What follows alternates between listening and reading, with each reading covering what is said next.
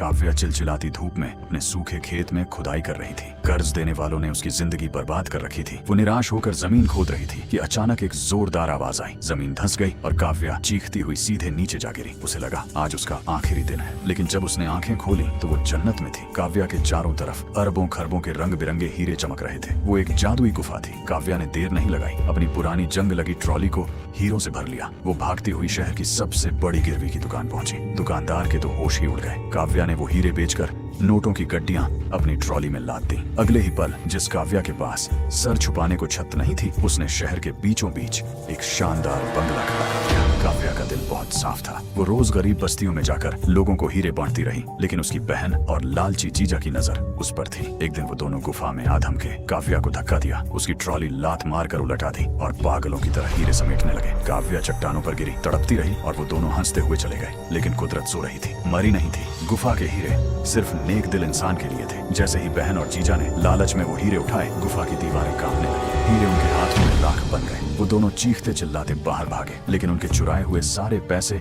और जायदाद भी एक एक करके गायब हो गई। शहर के लोगों को जब सच पता चला तो उन्होंने उन दोनों को पुलिस के हवाले कर दिया। इधर काव्या तकलीफ में थी, लेकिन अकेली नहीं थी। वही गरीब लोग जिनकी उसने मदद की थी दौड़े चले आए। उन्होंने काव्या को उठाया, उसकी देखभाल की और आंखों में आंसू लिए कहा, दीदी तुमने हमें उठाया था, आज हम तुम्हारे साथ हैं। काव्या की आंखों में आंसू आ गए। उसे समझ आ गया कि सबसे बड़ी दौलत नहीं बल्कि सच्चे दिल से की गई नेकी होती है, और वो नेकी कभी बर्बाद नहीं होती। दोस्तों, काव्या की हिम्मत और नेकी को सलाम करें। एक लाइक और सब्सक्राइब जरूर करें।